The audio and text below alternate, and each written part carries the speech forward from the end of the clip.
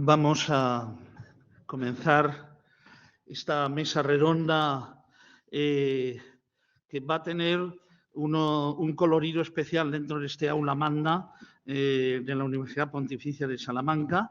Vamos casi a recuperar, como comenzábamos ayer las jornadas, con estas cuestiones que a la Escuela de Salamanca le planteaban, ¿no? Y le planteaban cosas sobre el nacionalismo, sobre la identidad de las naciones, sobre la propiedad privada y la guerra justa, sobre si se puede expropiar o no expropiar, en qué medida somos seres humanos, si se puede comprar y vender por adelantado sin tener el producto delante. Bueno, pues de todas estas cosas, de geopolítica, de guerra y paz, de los medios de comunicación, de la medicina, es de lo que vamos a hablar en esta mesa redonda relacionado con la inteligencia artificial.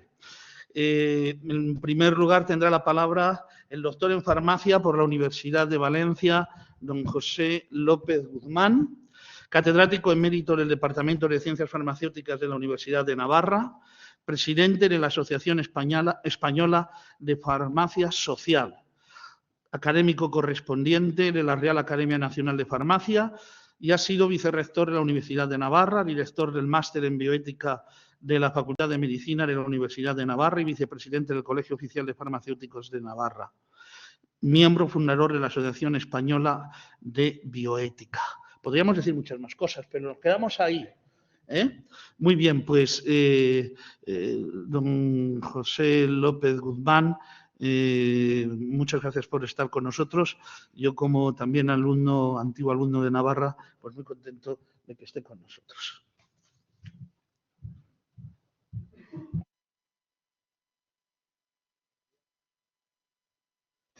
Buenos días. En primer lugar, quiero dar, por supuesto, las gracias a la universidad, señor decano, Carlos, don Mario. Vamos a un poquito aquí sobre inteligencia artificial. Bueno, quiero también dar las gracias a Gemini, que me ha ayudado a hacer las imágenes que verán después algunas de ellas. Va a ser una intervención, como van a ser cortas, pues solo descriptiva, un poco para que ustedes vean los ámbitos en los que en este momento en la medicina se está ocupando o la IA está interviniendo, ¿no? Aquí, en primer lugar, me gustaría, como hemos hablado mucho de tecnofilia y Hemos hablado de tecnofilia y tecnofobia. Decirle más o menos las tres posturas que los científicos encuentran a la hora de la aplicación de la inteligencia artificial. En primer lugar, hay algunos que hay una aceptación total, es decir, no hay ninguna reflexión, esa sensación de que la IA es el progreso y el progreso, como decía Benedicto XVI, se confunde en este momento por la verdad y no hay que hacer ninguna reflexión. Ahí vamos. La segunda, en el que sí que hay un cierto grado de reflexión. Y el tercero es el rechazo, sería, pues como hemos dicho, el negacionismo de lo que es la inteligencia artificial. Esto que le voy a decir es una generalidad, pero normalmente en el ámbito ahora de las ciencias nos vamos a encontrar ese aprovechamiento crítico muy asentado, sobre todo en el ámbito asistencial, y en cambio, más preocupante, esa aceptación sin crítica en el de la investigación básica. Ahí sí que es quizá donde tendríamos que empezar un poquito a tener esas reflexiones éticas porque puede llevarnos a situaciones un poco más peligrosas. En cuanto como ya les he dicho, vamos a ver los beneficios, los riesgos y después ahí podremos un poco lucubrar sobre la situación. La inteligencia artificial en este momento en el ámbito de la medicina hay como tres áreas en las que se está trabajando. La primera es la atención a los pacientes, la segunda es el desarrollo de nuevos dispositivos y medicamentos y el tercero es la comercialización de los medicamentos. Estos serían en principio los tres áreas que nos tenemos que fijar. En cuanto a la atención de los pacientes, hay unos beneficios muy claros. Hoy hemos estado antes en la sesión anterior, pues se ha dicho alguno de ellos, ¿no? Pues identificación de perfiles específicos nos puede ayudar. Optimizar la eficiencia de uso de recursos es una cuestión de gestión, pero ustedes saben que el problema hospitalario es muy grande, todo el ámbito de la gestión, y esto nos puede ayudar, aunque no es probablemente una cuestión de investigación. La precisión en los procesos diagnósticos, por ejemplo, identificación temprana de pacientes oncológicos, es algo que ya se está utilizando y se está aplicando en estos días de tanta polémica con todo este tipo de cuestiones, vemos que aquí hay una aportación importante, ¿no? Y sobre todo también personalización de planes de cuidado. Ahí hay un amplio marco en el que sí que ya está interviniendo y con resultados muy positivos. El segundo ámbito es el desarrollo de nuevos medicamentos, identificar nuevas moléculas y conexiones con dianas terapéuticas, predicción de propiedades de fármacos, generación de vía de síntesis. Todo este ámbito de la modelización es importantísimo, lo que está ayudando ya la ingeniería, la inteligencia artificial. En este momento hemos pasado en poquitos años de procesos que nos costaban 10 años a pasarlos a 5 años, simplemente por como es ingeniera, en este momento, yo no sé si ustedes saben que en todos los departamentos ya de investigación básica, farmacéutica, química farmacéutica, tecnología farmacéutica, hay un ingeniero, porque es tan importante ya la aportación de ellos como la que están haciendo los propios farmacéuticos o bioquímicos en el desarrollo de esos medicamentos. Por ejemplo, un artículo reciente de JAMA evaluaba la investigación en medicamentos que se estaba haciendo con inteligencia artificial. En 2023, 19 terapias ayudadas por inteligencia artificial. En 2024, 164 fármacos ya con ellos. O sea, en un año de 19 a 164. Esto quiere decir dos cosas. Primero, la importancia, pero una importancia real, porque ya está ayudando. Y ya les digo, sobre todo, estamos acortando mucho los tiempos en los nuevos medicamentos. Y la tercera propiedad, el tercer aspecto que se da como positivo, y yo aquí tengo mis dudas, como vamos a tener otras personas que después van a aportar en esto, es la comercialización de medicamentos. Es decir, las estrategias de marketing, la comunicación va a ser más precisa, pero claro, cuando nosotros estamos hablando de pantalones o de cosméticos, pues esto tiene una cierta importancia, pero este marketing, esta identificación de inquietudes de los pacientes, tenerlos tan identificados, etcétera, cuando estamos hablando de medicamentos, nos puede llevar a la medicalización. Aquí, pues ya digo, que se está aportando como positivo, pero de alguna manera tiene también sus riesgos. Recientemente, un CEO de una empresa farmacéutica decía que esta tecnología puesta a disposición de la creatividad es una oportunidad de revolucionar el marketing. Pues esto lo podemos ver en el plano positivo, sobre todo para la industria farmacéutica, muy positivo. No sé si para la sociedad tan positivo. La segunda parte, los riesgos. Yo creo que el riesgo más importante y el que yo les quería aportar aquí es el de la ausencia de un diseño ético. Lo hemos dicho antes, la inteligencia artificial está muy bien, aporta muchísimo, pero tiene que venir precedida de un diseño ético, porque ese diseño ético es el que nos va a hacer que veamos que esas técnicas están bien aplicadas, no aplicadas, y también poner después elementos para paliar aquellos problemas que puedan suscitarse. Esta ausencia de diseño técnico, de diseño ético, está pasando ya que haya procesos con falta de transparencia. Ya tenemos procesos, ya como se han contado antes también, con pacientes que no saben que lo que hay detrás no es una persona. Confianza que relegue la cualificación. Este es un problema que ya también se está suscitando. Es decir, yo tengo tanta confianza en el proceso, en la máquina, que yo puedo dejar que no hayan personas cualificadas detrás. Por ejemplo, volvemos otra vez a los ingenieros. El otro día estaba leyendo un artículo que el problema que había en un área sanitaria que ya estaba al frente solo un ingeniero. No es problema de ingenieros, sino de que ya hay tanta confianza que el ingeniero lo va a solucionar todo, pero claro, cuando se suscita un problema médico, ese ingeniero pues quizá le falta esa cualificación. Esto puede pasar en no solo en medicina, sino en otros ámbitos, ¿no? Y también el impacto en la intimidad. Se ha hablado antes de bases de datos que alimentan información personal, pero también de proyectos. Recientemente, un problema, pues típico investigador con un proyecto como su patente, que no puede salir nada de lo que está investigando, que hace una consulta. Pero cuando tú te has metido en las redes, aquello va hacia dónde va. Y se vio que aquello que se estaba investigando realmente con mucho cuidado y con una prevención, había salido hacia afuera, ¿no? Ya se ha hablado esta mañana también de las brechas de seguridad, de los sesgos, que algunos son impredecibles, y en cadena. Y este es uno de los problemas que se ha suscitado también, se ha visto, que sobre todo en el ámbito médico, pues un sesgo en un sector de población o en una determinada técnica puede estar introducido y en cadena multiplicarse, ¿no? Otro de los riesgos es la discriminación, desigualdad en el acceso Y, como dice Antigua Enova, puede reforzar el modelo de una medicina para ricos. Esto es un problema ético, esto es importante. Bueno, es importante, pero no solo por la inteligencia artificial. Nosotros estamos ahora hablando solo o prioritariamente de medicina personalizada. Se nos va la boca con la medicina personalizada. ¿Y qué quiere decir? La medicina para cada persona. Bueno, tenemos a la mitad de la población mundial sin los medicamentos esenciales. ¿Hasta qué punto este es un camino que se deberá abordar, pero hay que satisfacer algunas necesidades básicas primero? Después, otro de los problemas es considerar que un modelo de razonar es razonar. Por ejemplo, asimilar el bienestar del paciente a algo técnico. Antes hemos hablado también del dolor y el sufrimiento, ¿no? Pues estaría en este marco. Relegar la supervisión humana, la responsabilidad profesional y reemplazar el trato humano, la deshumanización que puede haber en muchos procesos, como ya están habiendo, asistenciales. Aunque en esto, como siempre, hay una ambivalencia, ¿no? Yo, por ejemplo, justo ayer estaba leyendo un proyecto en el que se incluía un tipo de estos de robots que han comentado, de personas mayores que están solas, en cuidados paliativos, que además, y decías, madre mía, es que tienen que... Pero claro, es que en un pueblo, una persona en cuidados paliativos que está sola con cuidados paliativos domiciliarios, ese robot mandaba información al hospital. Y cuando había un rescate de morfina, pues avisaba. Bueno, pues es una forma también que tenemos que ver las cosas que en frío a lo mejor nos pueden parecer muy mal, y por supuesto una persona siempre está mejor que esté al lado del paciente, pero que puede venir a solucionar esta situación. También les he dicho antes el fomento de la medicalización.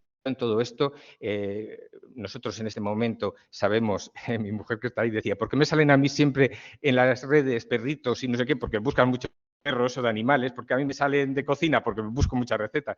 Bueno, pues esto nos puede pasar también en este tipo de cuestiones. Tenemos identificado y voy a crear necesidades en los pacientes o en las personas que no sean pacientes, en los simplemente usuarios, en la población general, ¿no? Y por último, el fomento del paradigma tecnocrático, que tiende a resolver todos los problemas del mundo solo con medios tecnológicos. Este sería el panorama general de riesgos en el que tenemos que juntarlo con el anterior de beneficios y pensar un poquito por dónde vamos. Sí que es verdad que, como saben, hay un reglamento de la Unión Europea en el que se garantiza la seguridad, se tiene que garantizar la salud y los derechos fundamentales. Yo esto lo trabajaría hablando de tres términos: la prevención, la responsabilidad y la reparación. Yo creo que garantizar la salud y la seguridad se hace previniendo, pero después hay que buscar también la responsabilidad, y no solo de tipo legal, sino también de tipo moral, y después, por supuesto, la reparación. Hay que poner los medios de reparación claramente en lo que vayamos. Pues riesgos, nos ha dicho Vicente, y ha sido todo, ya no me voy a ahondar porque ha sido toda su exposición, pues no respetar la dignidad inherente al hombre. Está claro que no debemos permitir que los algoritmos determinen el modo en el que entendemos los derechos humanos, como nos decía el Papa Francisco en la Jornada Mundial de 2014. Bueno, puesto que la inteligencia artificial sigue avanzando, hay que considerar sus aplicaciones, sus implicaciones antropológicas y éticas. Esto es lo importante. Yo creo que no nos podemos quedar solo en los beneficios, en los riesgos materiales, como es que es un poquito más o menos lo que hemos expuesto, sino también sus implicaciones antropológicas y éticas.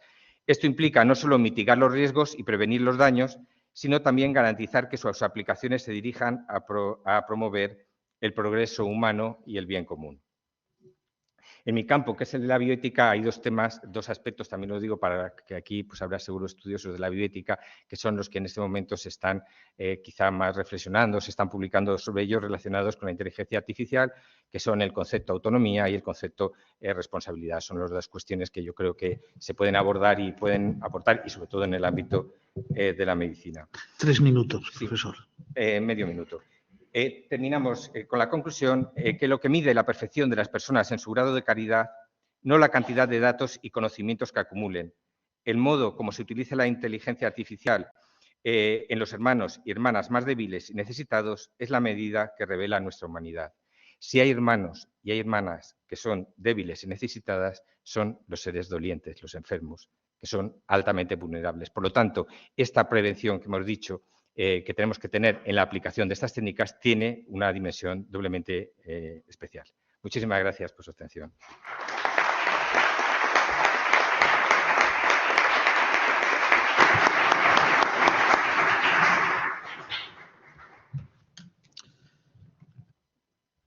Paso a presentar al general don Juan Antonio Moliner González, que ingresó en la Academia General del Aires San Javier de Murcia en el año 1973, cuando yo nací. Egresado en la misma con el empleo de teniente en 1977 y pasando a la situación de retiro en el año 2025. Paracaidista militar, es diplomado de Estado Mayor del Aire y en Defensa Nacional por el CSDEN. Ha estado destinado en el Estado Militar de la Unión Europea, en Bruselas, y comisionado como observador militar de Naciones Unidas en Bosnia. En el año 2019 le fue concedido el Premio Marqués de Santa Cruz de Marcenado por su labor de difusión en el mundo civil de la cultura de seguridad y de defensa. Es miembro del capítulo europeo de la Sociedad Internacional de Ética Militar y miembro del Jurado Internacional de la misma, que otorga cada año un premio al mejor trabajo de fin de máster sobre ética militar. Y luego tiene una pasión que compartimos, que es el cariño a la Escuela de Salamanca y que, bueno, estamos en proyectos trabajando en ese campo. Pues, general, tiene la palabra. Muchas gracias, primero, a todos ustedes por estar aquí. Segundo, por haberme permitido esta oportunidad de participar en este foro, que en las intervenciones que llevo viendo y escuchando a lo largo de la mañana, pues me han parecido extraordinarias. Tan extraordinarias que estoy un poco abrumado. No sé si seré capaz de llegar al mínimo nivel exigido. Me esforzaré en ello. Obviamente, había por ahí una transparencia, pero bueno, no es imprescindible ni mucho menos. Si la pueden poner bien y si no, lo iré expresando con palabras. Decía que yo voy a hablar de la inteligencia artificial en su aplicación al campo de la defensa. Es muy bondadoso eso de la defensa. Yo hubiera puesto literalmente en su aplicación a la guerra, porque esa es la aplicación que está teniendo la inteligencia artificial en nuestros días. Lógicamente, en aquellos países que somos respetuosos con los derechos humanos y el imperio de la ley, la teoría de la guerra justa, que tanto se debatió en estas aulas y a la que me adhiero firmemente, a pesar de que no es la teoría más seguida en nuestros días, como podemos ver en los conflictos que tenemos todos los días en la prensa, pero esa teoría, repito, de aquí, pues es a la que me adhiero y es en la que enmarco las consideraciones que voy a hacer sobre las implicaciones de la inteligencia artificial en los sistemas de armas que los militares utilizamos para hacer la guerra. Luego la guerra será o no será justa, será a lo mejor justa en origen y se conducirá injustamente. Esas son otras cuestiones que trascienden el campo. Y también una última consideración inicial. La inteligencia artificial, hoy por hoy, no sé en esas distopías que vemos en algunas películas, pero hoy por hoy no mata a nadie.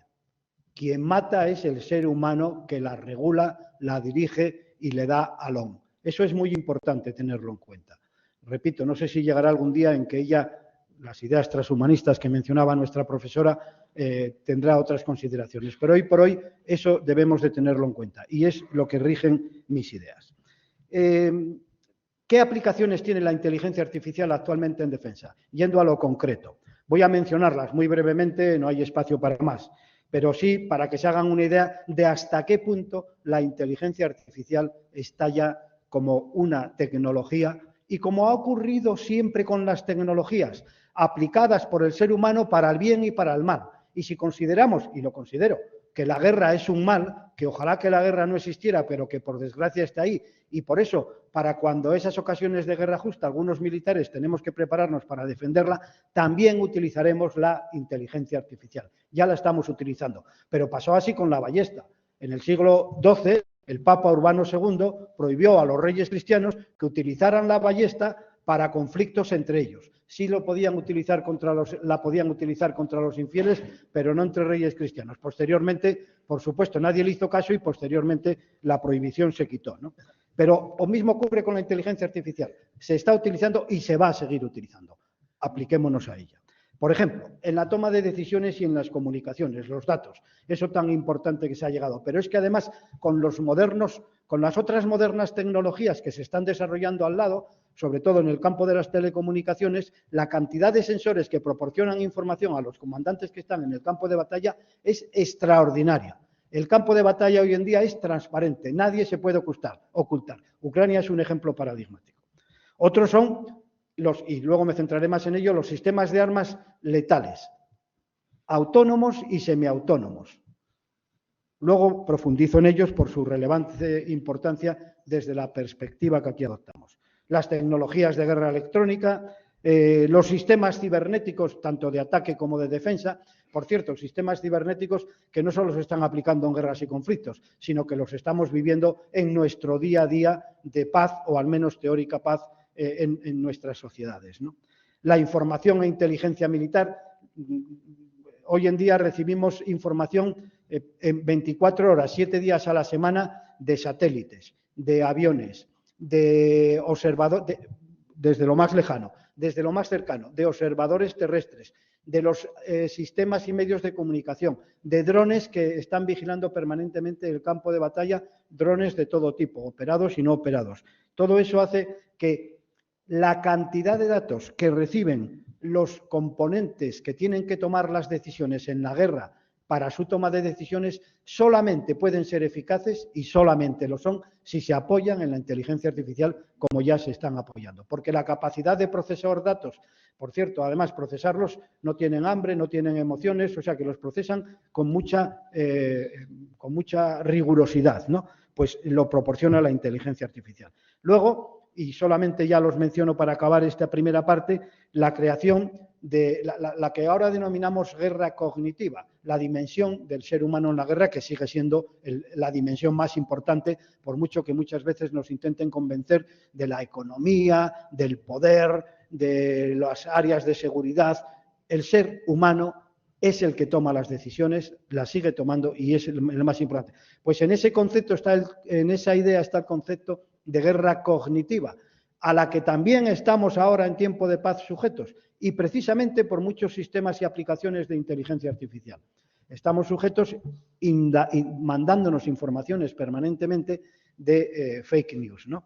Y informaciones que socavan nuestra condición de humanidad, que polarizan nuestra sociedad. Me hago cargo de algunas ideas ya expresadas esta mañana y que contribuyen a la crisis de la democracia y a la percepción de mayor inseguridad por parte de todos. Bueno, pero centrémonos en la aplicación en el campo de batalla, que es lo que me corresponde. ¿Cuáles son los riesgos éticos de la inteligencia artificial en esa aplicación a los sistemas de armas que son los que utilizamos los militares en las guerras? Ya saben ustedes que hay una teoría de derecho internacional, o una parte del derecho internacional público, que es el derecho internacional humanitario, que está absolutamente en vigor, son los convenios de Ginebra y de La Haya, y que, por cierto, son convenios que tienen un importante respaldo moral, aparte de otros respaldos morales que se les podría buscar. Están firmados por todos los países que pertenecen a Naciones Unidas.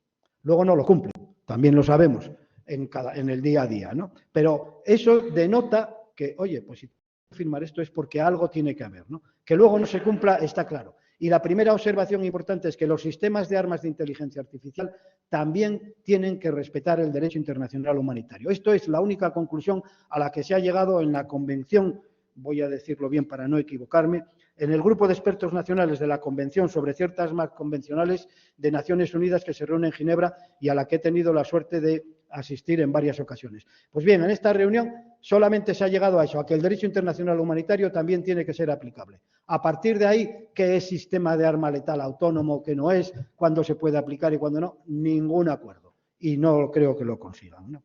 ¿Cuáles son los principios desde la perspectiva ética que tiene, por tanto, que respetar estos sistemas de armas en su aplicación a la defensa?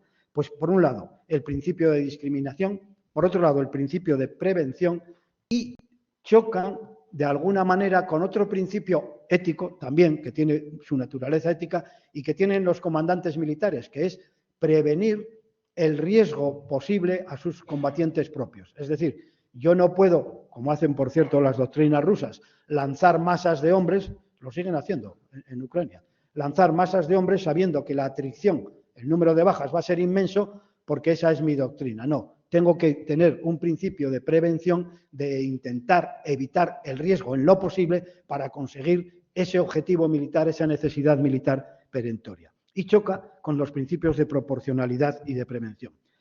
¿Pero cómo choca? Podemos preguntarnos. Permítanme poner 2 ejemplos, a ver si me da tiempo. El primero de ellos son los sistemas de armas letales autónomos, los drones famosos, que tanto oímos un día sí y otro también. Hay muchos tipos de drones. Hay drones pilotados remotamente, hay drones no pilotados, hay drones semiautónomos que no se pilotan, pero tienen en un determinado momento que tener la intervención humana, y hay los más importantes y que son los que más se están desarrollando y estoy seguro que más se desarrollarán de cara al futuro, que son los sistemas de armas autónomos letales, completamente autónomos. Algún profesor, creo que nuestro profesor de Valencia, ha mencionado los famosos principios online, inline, human on the line, human in the line, etc. On the loop, human in the loop, human. Bien, es decir, lo importante en la perspectiva ética que intento plantear es que estos sistemas tienen que estar controlados por el ser humano. Existe la posibilidad de que tú lances un sistema, estés controlándolo perfectamente en todo momento y en función de las circunstancias decidas que ataque o que no ataque. Eso sería el control human in the loop. Existe la posibilidad de que lo lances y él sea completamente autónomo, pero tienes una posibilidad que es un botoncito que en un único momento, si lo aprietas, por ejemplo, si ves que ese ataque que va a hacer sobre el objetivo militar está lleno de civiles que son no combatientes y que por tanto no deben ser objeto de ataque, puedas impedir que ese sistema inteligente, que esa inteligencia artificial reaccione no atacando. Y existe el último, que todavía no existe ninguno absolutamente autónomo, pero es el que una vez que lo lanzas, hagas lo que hagas, ese sistema va a ejecutar todas las fases del conflicto. Detectar, fijar y atacar objetivos, sean objetivos militares, para lo cual tendrá multitud de sensores y la inteligencia artificial proporcionando multitud de información que procesada adecuadamente le acompañará. Todo esto son algoritmos. Bien, pues esos sistemas autónomos son los que tienen los problemas graves. ¿Y cuáles son, en mi opinión? El fundamental. ¿Qué ocurre si ese sistema se equivoca? ¿Qué ocurre si ese sistema, y hay una película por ahí, ¿no? Los ojos en el espacio, me parece que se llama, que lo ejemplifica muy bien? Resulta que está teniendo un objetivo y ese objetivo es un objetivo militar legítimo, igual que los objetivos militares de la ballesta, que a muchísima distancia podían ver, aquel es el jefe de la compañía, a ver si puedo eliminar a ese, ¿no? Por sus consecuencias morales en el grupo. Pues igual ahora, aquel es un elemento clave del enemigo y a ver si puedo eliminarlo. Pero resulta que en el último momento, pues una niña se le pone al lado, con lo cual el ser humano, en este caso era un dron pilotado a distancia, el ser humano que vio aquello, pues tenía la responsabilidad moral, la película lo ejemplifica muy bien, de decidir si mataba a esa persona y por tanto a la niña también o no. Lo que yo estoy planteando es que no existe eso y por tanto lo que estoy planteando es si esos sistemas dirigidos por inteligencia artificial serán capaces algún día de tener esas emociones humanas que permiten incluso en las tremendas circunstancias del combate tener restricciones éticas que impidan ejemplos como el que he mencionado.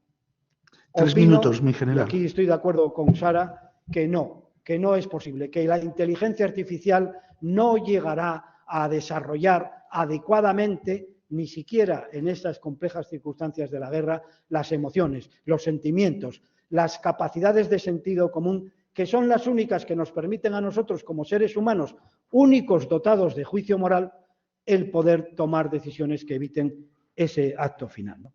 Por tanto, la determinación de la responsabilidad, no me voy a extender con la predictibilidad o la rendición de cuentas, la determinación de la responsabilidad es el elemento clave. Y en este sentido, mi opinión es que no podemos dejar la responsabilidad final sobre la vida o la muerte de seres humanos a una inteligencia artificial sea cual sea su nivel de desarrollo.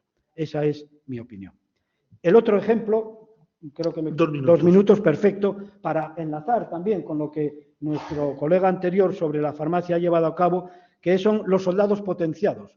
Otro enorme riesgo en el que la inteligencia artificial también está involucrada, desarrollando todo tipo, no solo de fármacos, sino todo tipo de dispositivos, exoesqueletos, algunos que pueden ser más o menos sensatos, pero para mejorar las competencias sensoriales, cognitivas, motoras, etcétera, etcétera, ¿no? Y también esto es la inteligencia artificial la que realmente plantea y dirige la actuación bajo estos supuestos. Y plantea muchos problemas, por mencionar un par de ellos. En un combate, tengo una unidad con soldados potenciados y con soldados no potenciados, digamos. Soy el comandante y tengo la responsabilidad. Si tengo una acción que implica un riesgo mayor, ¿a quién mando a que tomen ese riesgo? ¿A los potenciados o a los no potenciados? Si mando a los potenciados y los pierdo unas grandes bajas. Si mando a los otros, los pobres están en inferioridad de condiciones. Un riesgo de naturaleza genética que la inteligencia artificial nos plantea en relación con la guerra. Acabo ya. Creo, para concluir, que desde la perspectiva humanista y del principio de humanidad en el que estas paredes nos acoge y nos ilumina, se pueden hacer y se deben hacer dos fundamentales objeciones a la inteligencia artificial que dirige máquinas e incluso en el futuro robots en su utilización en la guerra. Una objeción de tipo epistemológico, es decir, la imposibilidad de trasladar en algoritmos de computación, al menos de momento, y en mi opinión nunca será posible, la conciencia ética, las emociones, los sentimientos y el principio de humanidad. Y otra, una objeción antropológica, y es que lo que no podemos es liberar al ser humano para su mayor tranquilidad de conciencia del uso de la fuerza letal, esa que produce destrucción y muerte, dejándola en manos de robots, dejándola en manos de máquinas. Muchas gracias.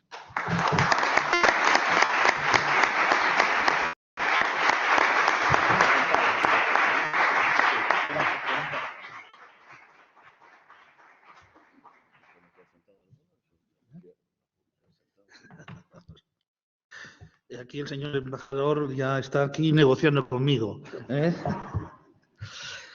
Don Alejandro Garofali es embajador de Uruguay ante Austria, República Checa, Eslovaquia y Hungría, con sede en Viena, representante permanente ante organismos internacionales en Viena.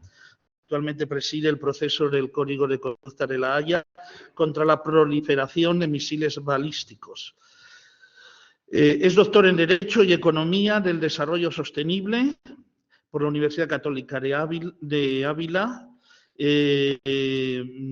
licenciado en Relaciones Internacionales por la Universidad de la República de Uruguay, además de máster por la Politécnica de Cataluña. Cuenta con amplia formación diplomática y jurídica en Uruguay, Europa y los Estados Unidos. Y también, pues, compartimos el cariño por la Escuela de Salamanca. Pues dicho y hecho, tiene 15 minutos. Muchas gracias, señor decano. Además de todo eso, soy marido y padre, y mi hija está en el auditorio acompañándome. Empiezo agradeciendo muy especialmente a esta queridísima casa de estudio con la que compartimos filosofía de vida y sentido de trascendencia, que entiendo que es el que motiva estas jornadas. Estas jornadas yo las recalificaría, no son las 57ª jornadas de... cuando llegué ayer, la verdad que me vi sobrecogido y abrumado por una serie de presentaciones enriquecedoras que además me dejaron a la noche planteándome muchas más temáticas, cuestionamientos y hacerle glosa a mis propias notas, con las cuales las destruí en 2 minutos. Y bueno, agradecer a la casa, vuelvo al punto, reclamar el sentido de trascendencia que tiene abordar y de valentía que tiene abordar toda esta temática desde la multidisciplinaridad que exige y el aporte que está haciendo al pensamiento crítico y sobre todo en un sentido de fines, reclamar también que rompamos esta burbuja y que nos salgamos de lo académico y volquemos esto en la práctica a enriquecer los debates que están teniendo lugar hoy día en diferentes ámbitos diplomáticos, multilaterales. Bueno, de ahí vengo y con ello quiero también comentar que desde la nueva escuela de Salamanca, y la vuelvo a calificar así, se está aportando una riqueza de conocimiento y elementos de análisis trascendentes para estos procesos que nos involucran, que nos convocan, ante un fenómeno totalizante como es la inteligencia artificial.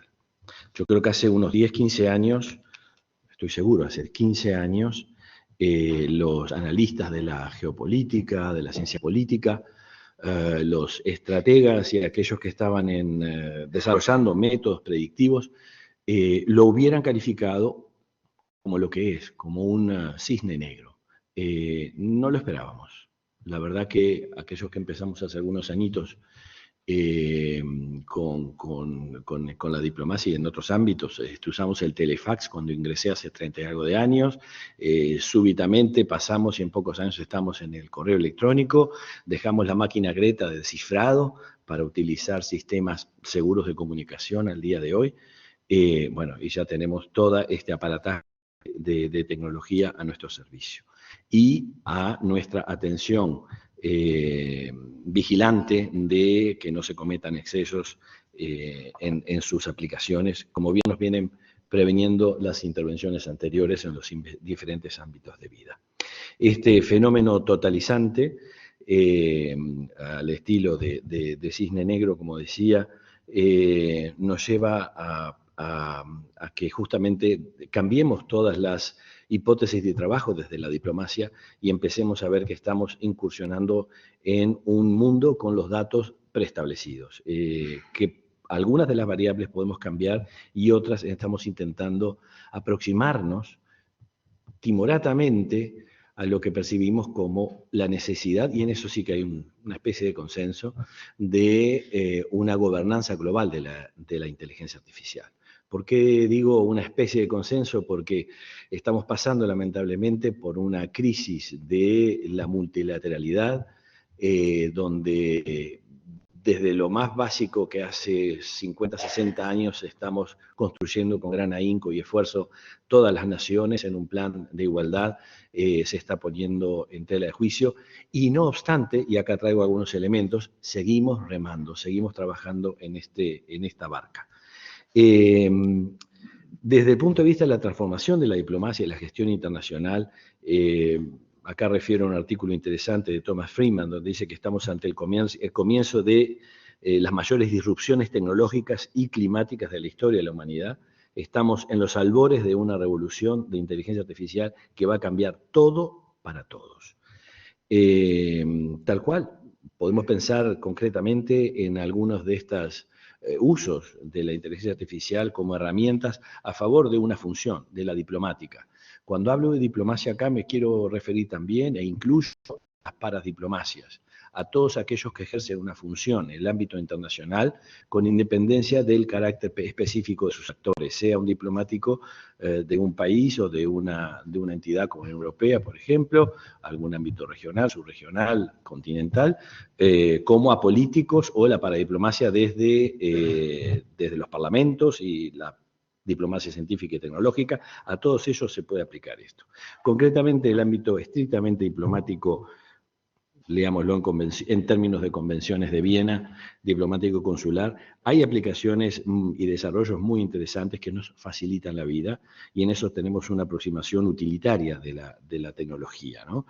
Sistemas de monitorización de geopolítica con inteligencia artificial para prever crisis diplomáticas y diseñar acciones de prevención política, caso concreto, las aplica Francia. Reino Unido, una oficina de diplomacia digital que usa la inteligencia artificial para detectar campañas de desinformación en eventos internacionales. En la Unión Europea, el sistema AI for EU, que es para apoyar justamente el análisis y la simulación de procesos de negociaciones y planificación estratégica. Y en América Latina, junto a la Unión Europea, tenemos el Global Gateway, que apunta al uso de la inteligencia artificial para instrumentalizar la cooperación tecnológica birregional y mejor eficiencia en la diplomacia, en los proyectos conjuntos de interregionales que estamos teniendo con la Unión Europea. Así que esto que ha llegado está irrumpiendo y tenemos que sacarle el mejor provecho y estar alertas en sus usos éticos y que esa gobernanza que aspiramos que sea global conduzca justamente a marcos normativos aplicables y que tengan la vocación que se viene manifestando en estas jornadas de proveer a los tomadores de decisiones, a los decisores, de información bien fundada, bien orientada, teniendo siempre presente lo trascendente e importante, lo central que es la dignidad humana, justicia, paz y el trabajo, como nos recuerda nuestra querida Iglesia en tantos aportes y documentos, algunos muy recientes y muy queridos, y lamento mucho no haber podido llegar ayer a la presentación de Antigua en Nova, pero ese es la verdad que es un caramelo que nos regala la Iglesia, que todavía estoy saboreando y que creo que va a trascender lo meramente religioso y está impactando sin duda en los diálogos que estamos teniendo entre muchos colegas, ¿no? En todo esto, ¿no?, de la gobernanza ética, la prioridad como prioridad global, podemos destacar algunos instrumentos que vienen dándose desde el ámbito de UNESCO, por ejemplo, Naciones Unidas, la recomendación sobre ética de la inteligencia artificial de 2021, unos prolegómenos, una especie de un instar a desarrollar un marco universal de valores y principios de transparencia, inclusión, responsabilidad y dignidad humana que se aplique a toda la vida en los sistemas que usen sistemas de inteligencia artificial, 2001. Ahí empezamos a ver un poco la irrupción del ámbito internacional concreto, como digo, a través de Naciones Unidas. Luego ya, a partir de esos trabajos de la UNESCO, el secretario general de Naciones Unidas, Guterres, convoca a la realización de una cumbre mundial sobre futuro, que obviamente lleva a plantearnos todos los escenarios posibles y la, como decíamos, irrupción y emergencia de la inteligencia artificial, de las tecnologías en la vida cotidiana y de las naciones. Esa cumbre tuvo lugar en Nueva York en el 24 y de ahí salieron un par de grandes instrumentos, los que pudimos llegar a negociar, que fue justamente el Pacto del Futuro, que tiene un capítulo 3 sobre el tema de las tecnologías, la inteligencia artificial, y un pacto digital global. Hay unas 360 y algo de recomendaciones y compromisos sobre el tema sociedad, sostenibilidad, derechos digitales. Es una aproximación. Estamos empezando a delimitar los marcos en los cuales podemos manejarlos en lo que llamaremos una gobernanza global. Nos deja así planteado el trabajo de un grupo de expertos y con una revisión bianual, por lo cual llamo también aquí, exhorto a que se sigan estos procesos del ámbito multilateral y que se vea cuánto más podemos aportar desde la academia en reflexiones en ese sentido. Ojalá se empiecen a producir trabajos en másters. Hay un excelente máster en esta misma universidad que tuve el honor de participar a última instancia en julio, justamente sobre el tema de la tecnología y la gobernanza global. Y esos son aportes concretos justamente a la creación, desarrollo de inteligencia en función de estos procesos. Decía la cumbre del 24 de futuro de Naciones Unidas y este año, y fue ya una iniciativa del entorno de Naciones Unidas, pero específicamente de la Organización Internacional de Telecomunicaciones, se realizó en Ginebra una cumbre mundial para el bien, de inteligencia artificial para el bien. Ahí hubo sí unas más de 40 entidades, agencias hermanas de Naciones Unidas, el gobierno de Suiza que lo patrocinó, y justamente trajeron pioneros en inteligencia artificial, líderes de gobiernos y organismos, y toman un poco el trabajo de la Cumbre Mundial de 24 y lo llevan ya a un diálogo más abierto con las empresas, las corporaciones, en una aproximación multinivel y si se quiere, actor multi-stakeholder, porque las Naciones Unidas, como sabemos bien, es a nivel de Estados, todavía tenemos la concesión post-westfaliana. 3 minutos, gracias. Esto se empieza a abrir el juego. Y esas son oportunidades justamente para intervenir y enriquecer el debate y orientarlo a que nosotros realmente queremos. Acá tenemos un sentido práctico de todos estos procesos.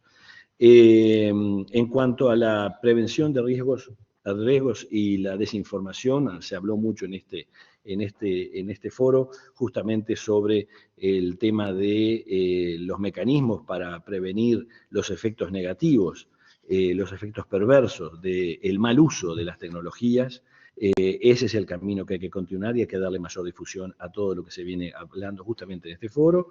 En cuanto a competencias y perfil del diplomático del futuro, y con eso voy redondeando, creo que ahí es donde tenemos que actuar, a nivel del individuo y de los actores en esto. Como dije, no solo el individuo del diplomático, sino en la paradiplomacia, todos aquellos que tienen o están llamados a tener un qué decir en ámbitos internacionales, ¿no? Hay una deontología, hay una ética particular de la diplomacia, del diplomático, de quien actúa en esto, y tenemos que aplicarnos a una mejor formación del producto diplomático para que sea consciente de todos estos procesos. Estamos trabajando ya con algunas organizaciones regionales, la Unión Europea, en el caso de América Latina, con el Secretariado Económico de América Latina, en la difusión de cursos de justamente la ética en la inteligencia artificial, y es por ahí donde exhorto también a que los resultados de este foro, de estas jornadas, se condensen y se puedan compartir, como el decálogo que nos comentaba el doctor Belibert y también la doctora Lumbreras, lo que están elaborando con Oxford. Nos interesa mucho desde el ámbito diplomático nutrirnos de todo eso. Así como las Big Tech y otras empresas en algún momento empezaron a dar señales de que no tener regulado el tema de la inteligencia artificial, de las tecnologías, era un riesgo, un problema. Como diplomático y como actor comprometido en esta área, digo que estamos clamando por algunos marcos referenciales que justamente devienen de las reflexiones profundas que acaban de hacer todos ustedes, ¿no? Ahora, miro al general, estoy pensando en todo el trabajo que se hace en el ámbito diplomático en el tema de las armas autónomas, ¿no? Hoy día están desarrollándose hasta armas de racimo con sistema autónomo de lanzamiento y detección de objetivos. O sea, todo esto a nivel diplomático lo estamos trabajando con un sentido de urgencia, además, porque estos procesos se nos vienen arriba y nos superan. Pero bueno, quería cerrar básicamente comentando que desde el ámbito de la dignidad, de la libertad y de la identificación de la tecnología como bien común, estamos en la diplomacia muy necesitados de una mayor orientación y de los aportes que nos vienen desde este ámbito en particular y de las redes que este ámbito está generando. Ahí voy cerrando y quedo a disposición para las consultas y luego seguir ampliando con otros detalles y comentarios que podamos tener. Muchísimas gracias.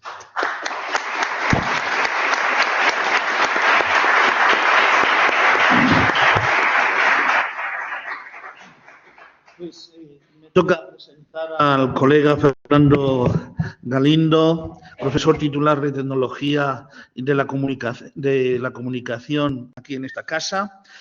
Ha impartido desde 1994 en la USA materias relacionadas con el ámbito generativo de las tecnologías de la información y la comunicación, específicamente en el contexto de la innovación tecnológica audiovisual. En el contexto de la inteligencia artificial, destaca como profesor de Tecnología de la Comunicación de la Facultad de Comunicación de la UPSA y lleva desde 2021 investigando, utilizando, produciendo, formando y publicando sobre herramientas de inteligencia artificial generativa para la comunicación. Es vicepresidente de la Asociación Científica Española de Inteligencia Artificial, Sociedad y Comunicación y decano de su facultad. Pues buenos días a todos. Muchísimas gracias, decano. Enhorabuena a la facultad por esta jornada, además, plural. Hemos estado en muchos foros sobre inteligencia artificial y suelen ser o todos tecnófobos o todos tecnófilos, pero que haya, hombre, no voy a decir 50-50, pero que haya compensación no está mal. Y por dejarnos, digamos, sobre todo, yo me declaro tecnófilo, supongo que lo intuís y perdón por tutearos. por dejarnos de alguna manera provocar. Esa mañana me llamaba una compañera, mi ayudante, y le contaba que tenía estas jornadas y me dice, Fernando, tú perfil bajo, perfil bajo. Yo, bueno, sí, hombre. Así que nada, un privilegio poder hacerlo, además, desde ese sentido puramente universitario, que es lo que tenemos aquí, contrastar ideas, contrastar opiniones, pero que sobre todo, digamos, estimular el pensamiento. Según el horario me queda menos de un minuto. Entonces, sí, bueno, te quedan 13 minutos. En realidad, al final va a ser verdad lo que decía José Cordeiro. José Cordeiro es un investigador, un profesor de la Singularity University en Los Ángeles, y él dice en una conferencia muy corrida, digamos, que hablar es una tecnología de banda estrecha y que finalmente llegaremos, según la tecnología, si sigue funcionando así, a la telepatía. Pero bueno, esto será objeto de las 60º séptimas jornadas. Que decía que antes el pecado original podría ser de don José María Casiadego, así que se titularán Computación cuántica y telepatía. Os pido también un poco de piedad con los tecnófilos. Es decir, en realidad nosotros somos los que tiramos el penalti. Los que fallamos, ¿no? Los que en nuestras previsiones, en nuestras predicciones, en nuestras prospecciones, muchas veces erramos y luego siempre alguien nos dice, pues tú no decías que... Bueno, un poquito de piedad. Y también comentaros que para alguien que se dedica al estudio de la tecnología desde hace 30 años, pues no podría ser de otra manera que considerarme un privilegiado. Yo empecé trabajando con el vídeo analógico, con las cintas de bobina abierta, en vídeo, en radio, y he pasado por todo, ¿no? Hemos pasado por lo digital, por la llegada de Internet, por la llegada de las redes sociales, por el metaverso, ahora por esto. Y todas estas tecnologías han estado siempre igual de cuestionadas. Siempre ha habido los muy pro y los muy contra de las tecnologías, hasta que finalmente, bueno, se imponen de una manera natural, además de una manera suave, como en realidad terminará pasando con esto. Habrá muchas cosas que no suenen a ciencia ficción, pero la inteligencia artificial se va a ir metiendo poquito a poquito en nuestras vidas sin darnos cuenta y de repente será muy normal para todos nosotros muchas de estas propuestas. Me gustaría, para entrar un poco ya en lo que se me ha propuesto, simplificar la inteligencia artificial, porque quiero que cuando hable ahora de comunicación y de medios, entendáis la lógica a la que quiero llegar. Sobre todo los modelos largos de lenguaje como ChatGPT, como Gemini, que además son, digamos, las dos propuestas ya que se están haciendo las mayoritarias, simplemente son, digamos, modelos matemáticos, modelos empresariales basados en probabilidad y en eficacia, casi en simpleza. Si yo hago un prompt muy pequeñito, la respuesta es muy previsible. Como yo digo, es un 5. Si yo hago un prompt muy complejo, la respuesta es mucho más potente, es mucho más afinada y, digamos, mi trabajo, por así decirlo, va a mejorar. En realidad, las inteligencias artificiales proponen atajar, porque son igual que nosotros, son vagas. Entonces, prefieren trabajar lo menos posible, economía de trabajo y, digamos, molestar lo menos posible al servidor para que en el servidor pueda entrar más gente y, por tanto, pagar más dinero para que la herramienta gane más dinero en esa lógica empresarial que empresas como Google o como OpenAI tienen y, bueno, más o menos legítimas, no lo sé. Proponen atajar, pero yo propongo ampliar. De hecho, a los alumnos en nuestra facultad le proponemos siempre esta idea. Es fácil entender que ChatGPT, por ejemplo, te haría un trabajo que tardarías 2 horas en un par de minutos. Eso lo hemos probado probablemente todos, pero nosotros les proponemos que dediquen esas 2 horas a trabajar con la inteligencia artificial. De tal manera que ellos mismos van a ver cómo se potencia su trabajo porque les va a dar un montón de nuevas perspectivas, un montón de nuevas ideas, nuevos enfoques con los que poder trabajar. Y esa sería la idea. Se lo digo siempre pensando en un modelo o en una lógica que es la del centauro, ¿no? Es decir, fuerza y cerebro, potencia y cerebro.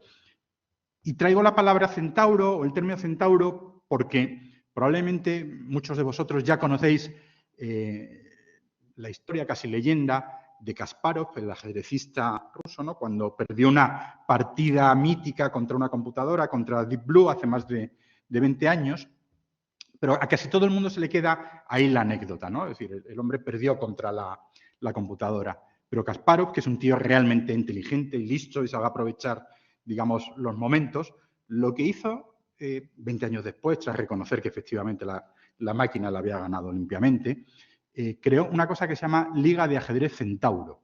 La Liga de Ajedrez Centauro es un ajedrecista con una máquina frente a otro ajedrecista con una máquina también, con una misma máquina. Y en ese momento las partidas de ajedrez han crecido exponencialmente.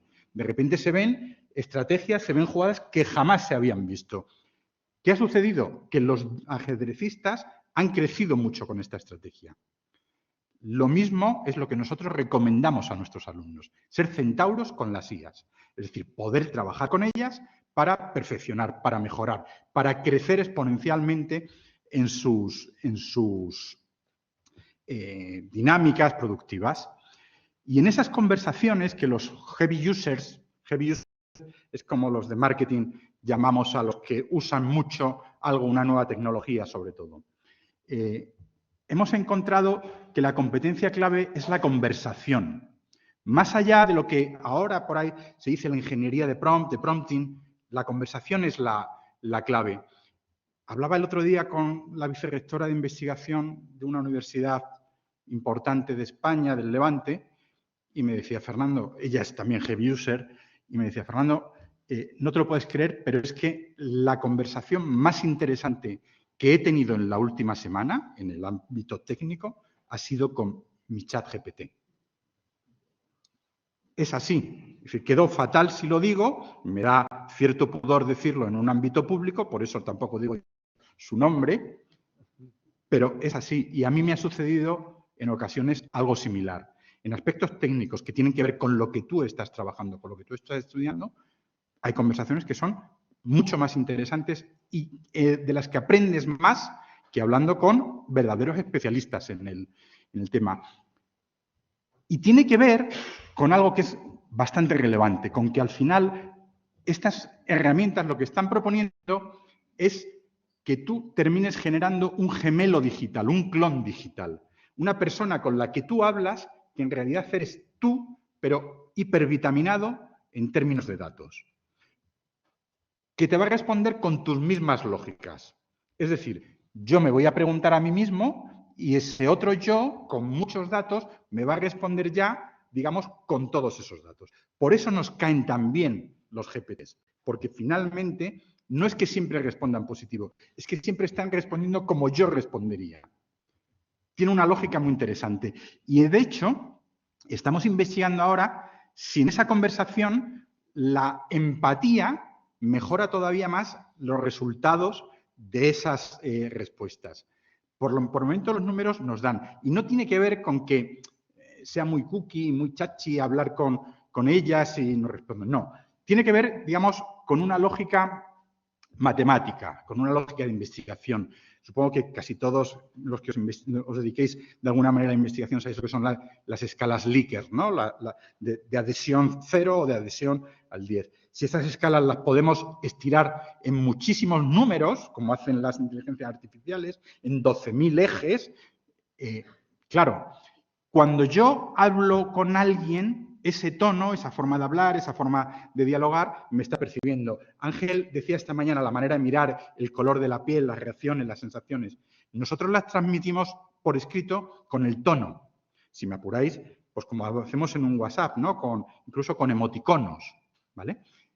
A mis alumnos, para que entiendan esto de una manera mucho más simplificada, le digo, vosotros, cuando en casa mamá os pone un plato de pasta, ¿vale? Os puede gustar o no os puede gustar, pero no decís me gusta o no me gusta. Decís, no, mamá, mira, me gustaría que tuviera un poquito menos de nata, el queso un poquito más gratinado y que además en vez de tanto me pusieras un poquito menos y al lado 2 croquetas. Esa es la forma en la que conseguimos que ChatGPT se entere de quiénes somos y de cómo queremos que se trabaje, de cómo queremos que sea su respuesta. Al día siguiente, la madre le termina poniendo al niño, lógicamente, porque es un niño de sus entrañas, ese plato tal cual lo había pedido. Esa es la construcción. Si nosotros solo decimos bien y mal, le estamos diciendo 0 o 10.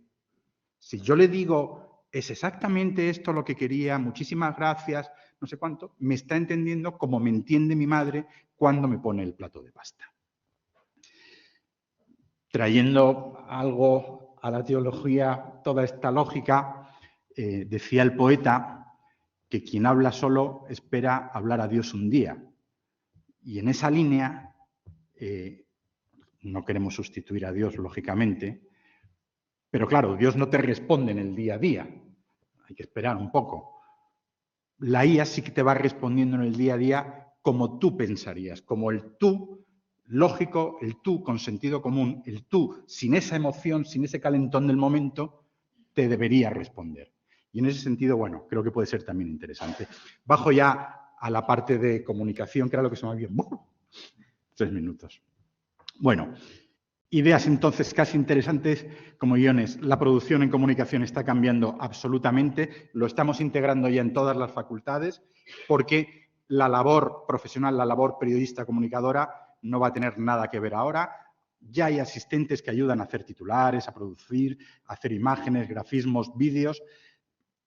Estamos dando un paso más hacia algo que empezaréis a ver muy pronto, que son medios sintéticos. Los medios sintéticos son medios exclusivamente producidos ya con herramientas de inteligencia artificial.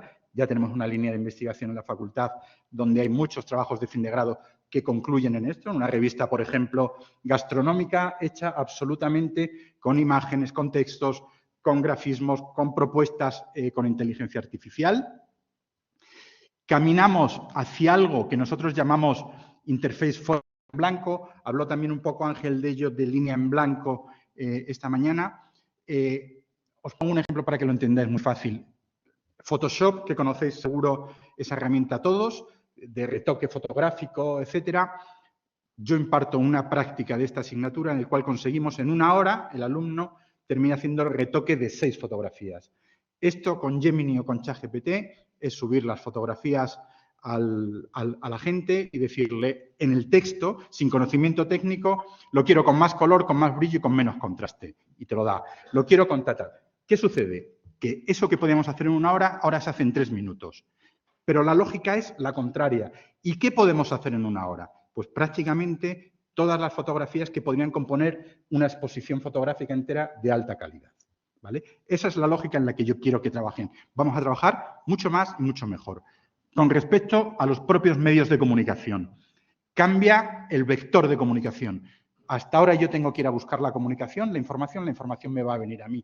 Va a ser mi clon digital, mi gemelo, el que va a bucear en todos los medios de comunicación, va a extraer esa información, la va a procesar, la va a componer y me la va a dar no solo cada mañana, sino en cada momento. Si hoy en la comisión del Senado pasa finalmente algo con Pedro Sánchez, bueno o malo, en algún momento dado me llegará un mensaje contándome lo que a mí me interesa de esa información. La información se va a tener que seguir haciendo. Va a seguir habiendo medios digitales, pero no van a tener, digamos, esa audiencia humana, sino que van a ser estos agentes los que entrarán a recoger esa comunicación, la filtrarán, la procesarán y me la mandarán a mí. Por terminar, recomendaciones 2. Una que comparto con Ángel, que la hemos estado hablando y que me ha pedido, que estaba en su final de presentación, que os transmitiré y que yo comparto. Y es súper sencilla, sobre todo que uséis las herramientas. Que la única manera de hablar con coherencia de esto es echar 2, 3, 4 tardes con un ChatGPT, por ejemplo, con Gemini, y conversar. No ir a buscar un resumen de nada, sino simplemente pegarte una charla como te pegarías con un amigo. Incluso os diría, tiene aplicación de voz. Yo el otro día, de viaje a Plasencia, que es de donde soy, donde viven mis padres, me lo puse y fui todo el camino chaca con el ChatGPT y es entretenidísimo. De hecho, no me extrañaría que la radio del futuro sea algo similar a esto, ¿vale? Porque se va ajustando lo que tú vas a ir conversando. Y segunda, educación desde pequeño. Yo no puedo comprender, nos ha pasado con las redes sociales, no se ha educado para nada a nuestros hijos en los colegios. Mis hijas, que ahora son veinteañeras, en el colegio, la única educación que han recibido en el contexto de las redes sociales ha sido la visita de un policía que fue a hablar de redes sociales y que lo primero que dijo fue que levante la mano los que tengan Instagram. Levantaron 6 y les abroncó. Esa es toda la educación que recibieron en redes sociales. Con inteligencia artificial deberíamos empezar ya. Esto sí que habría que regularlo. Ya, en todos los colegios, en todas las aulas, todos los años. ¿Por qué?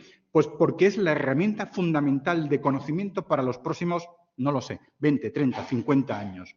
Por favor, eduquemos a los críos en esto desde el principio, para que no tengamos todos estos problemas que nos vienen a nosotros porque nosotros ya no somos educables en estas tecnologías. ¿De acuerdo? Y nada, muchísimas gracias de nuevo.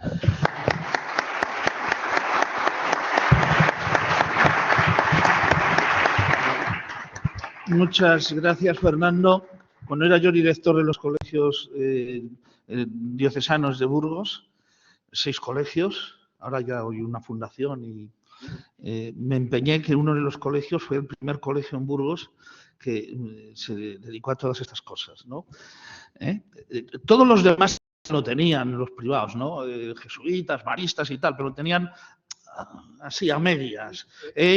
Lo tenían en realidad era PDF, para que tú, tal. Entonces, cobraban, pero no llegaban a tal. Llegó la pandemia, fuimos el único colegio que funcionó. Pero llegábamos hasta los más pobres de los pobres. Estaba hablando de solidaridad. Muy bien, pues 2 preguntas. La gente está cansada, pero pues lo dejamos aquí porque vamos muy mal de tiempo. Entonces, vamos ya a la conferencia de clausura.